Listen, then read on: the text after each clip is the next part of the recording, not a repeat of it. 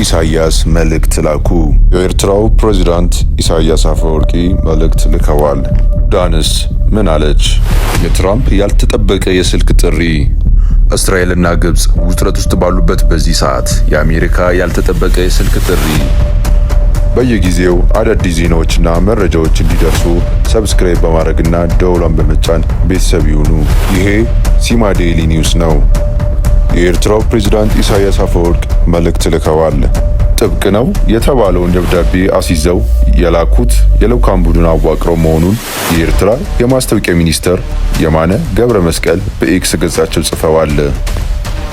የልዑካን ቡድኑ የተመራው የፕሬዝዳንት ኢሳያስ ልዩ አማካሪ አቶ የማነ ገብረአብ በኩል መሆኑ ይህ መረጃ ያመለክታል። ፕሬዝዳንት ኢሳያስ ጥብቅ የተባለውን ደብዳቤ እንዲደርሳቸው የተደረገው ደግሞ ለጎረቤት ሀገር ደቡብ ሱዳን ፕሬዝዳንት ሳልቫኪር ማያርዲት ናቸው። ደቡብ ሱዳንና ኤርትራ ድንበር የሚያጋሩ ሀገሮች አይደሉም። ሁለቱም ሀገራት በቀደመው 10 ዓመታት ተገንጥለው ሀገር የሆኑ ናቸው። ደቡብ ሱዳን ከሱዳን፣ ኤርትራ ደግሞ ከኢትዮጵያ በመነጠል በቀጠናው አዳዲስ ሀገራት ሆነዋል። የማስታወቂያው ሚኒስትር አቶ የማነ ገብረ መስቀል ለደቡብ ሱዳን ፕሬዝዳንት ሳልቫኪር ማያርዲት የተላከውን የፕሬዝዳንታዊ ኢሳያስ ደብዳቤ ይዘቶችን በተመለከተ የተወሰነ ጉዳዮችን ጠቆም አድርጓል።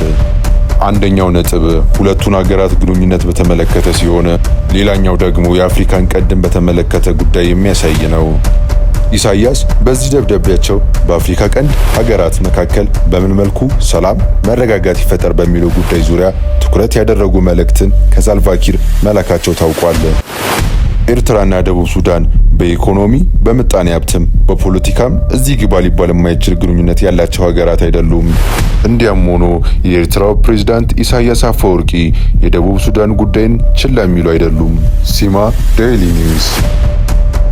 ትራምፕ ለአልሲሲ ደወሉ። እስራኤልና ግብጽ ውጥረት ውስጥ ባሉበት በዚህ ሰዓት አሜሪካ ልብ አድርጉ ብላለች። ፕሬዝዳንት ዶናልድ ትራምፕ ከግብጽ ፕሬዝዳንት አብዱልፈታህ አልሲሲ ጋር በስልክ አውርተዋል። ግብጽ በእስራኤል ድንበር አቅራቢያ በሲና በረሃ ላይ ከፍተኛ የጦር ክምችት እንዳላት ይነገራል። እስራኤል ይህን ወቀሳ ስታሰማ ብትቆይም ይህን ሆነ ሁለቱም ሀገራት ለ46 ዓመት የፈረሙትን ስምምነት የሚጥስ ነው እየተባለ ይገኛል። ለሁለት ጊዜ ያክል ጦርነት የገጠሙት ግብጽና እስራኤል በ1967 ጦርነት እስራኤል ከሲና በረሃ ከግብጽ የነጠቀችበት አጋጣሚ ተፈጥሮ ነበር። ሁለቱም ሀገራት በመጨረሻው ስምምነት ላይ የደረሱት በፈረንጆች በ1979 በአሜሪካም ካምፕ ዴቪድ ላይ ባኖሩት ስምምነት ላይ ነው። ስምምነቱም ግብጽ ለእስራኤል ሀገር እውቅና እንድትሰጥና እንዲሁም እስራኤል ደግሞ ከያዘችው ከሲና በረሃ ለቃ እንድትወጣ የሚያስገድድ ነው። በዚህም በተጨማሪ እስራኤል ከሲና በረሃ ለቃ ከወጣች በኋላ ግብጽ በአንጻሩ በዚህ ቀጠና በካታ ሊገለጥ የሚችል የውስን ጦር ውጪ ሌላ ምንም አይነት ጦር እንዳታስገባ፣ በአካባቢው ምንም አይነት ጦር ስፍራ እንዳታሰፍር፣ ወታደራዊ መሰረታዊ ልማት እንዳትገነባ ጭምር ተከልክላለች። አሁን ከእስራኤል ጋር ጭቅጭቅ ውስጥ ውዝግብ ውስጥ የገባችው ግብጽ የዛሬ 46 ዓመት የገባችውን ውል ካምፕ ዴቪድ ስምምነት ውጭ ወደ ቀጠናው ከፍተኛ ቁጥር ያለው ጦር እያስገባች ነው፣ ወታደራዊ መሰረቶች ልማቶችም ሳይቀር እየገነባች ነው የሚል ነው።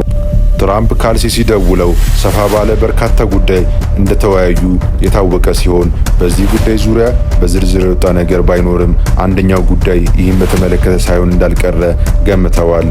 ተመልካቾቻችን ለዛሬ ያዝንላችሁ መረጃዎች እዚህ ላይ ቋጨን።